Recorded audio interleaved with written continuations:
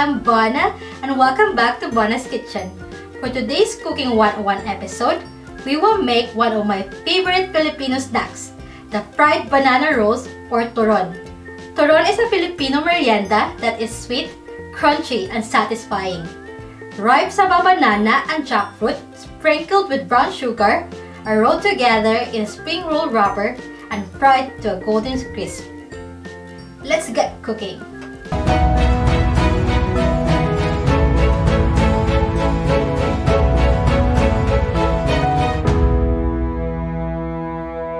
The ingredients that we need are vegetable oil for frying, 6 pieces of saba, or you can also use plantain, 1 can of jackfruit, 1/2 cup of brown sugar plus more to sprinkle, 1/4 cup of water for sealing, and 1 pack of spring roll wrapper.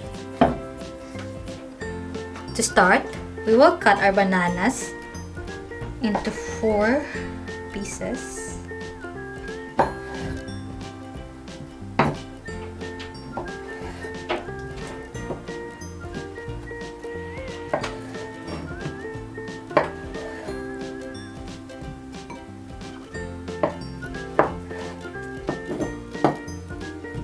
Now, we will cut the jackfruit into strips.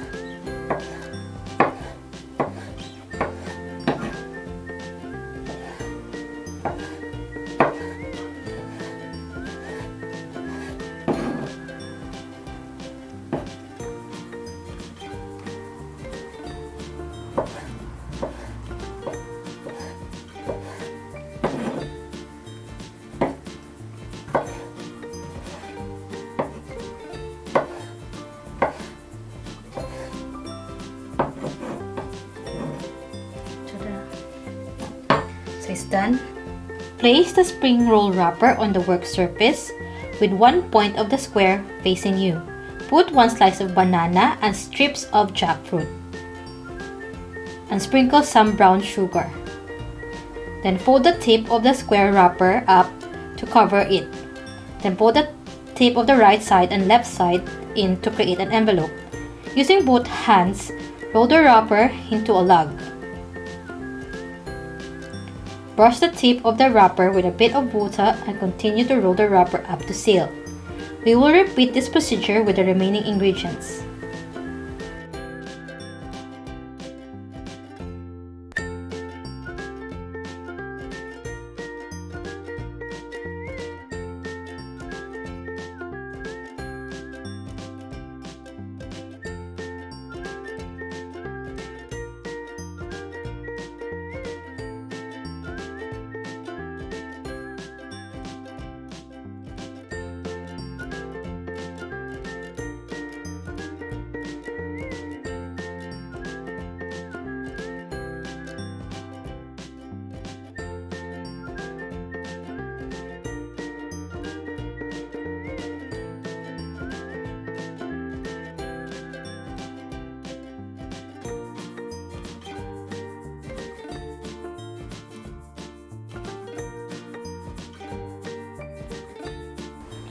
Add about 1/2 inch to 1 inch of vegetable oil to a cooking pan. Set over medium heat and bring oil to a temperature around 175 degrees Celsius. It is best to use a candy thermometer to monitor oil temperature. This will result in even cooking. Once oil is at the proper temperature, carefully place banana rolls into the pot. Work in batches and do not overcrowd the pot. Cook the banana rolls until golden in color.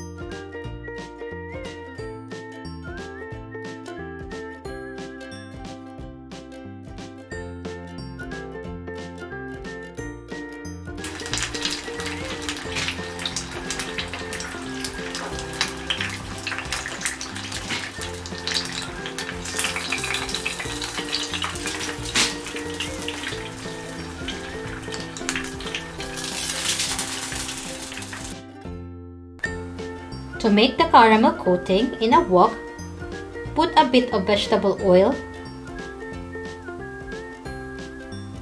and add a tablespoon of brown sugar and let it melt.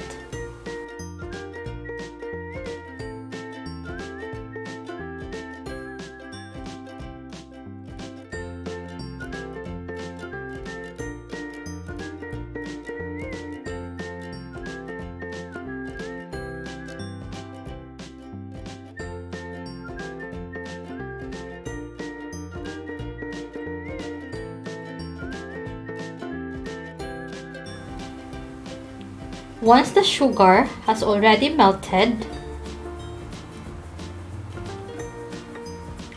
toss the fried banana rolls in batches and fully coat with caramel.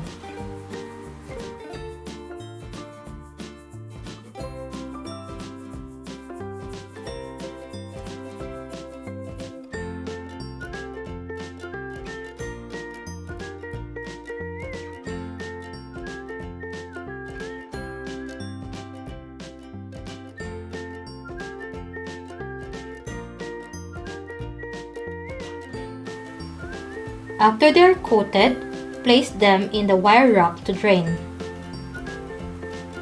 Repeat the procedure with the remaining banana rolls.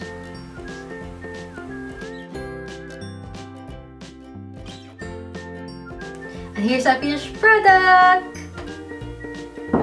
You can serve them warm or at room temperature with vanilla ice cream. Time to try!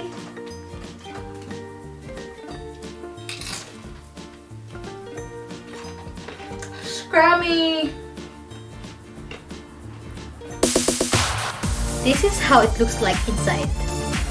So yummy, isn't it? Thank you for watching. See you in the next video. Bye!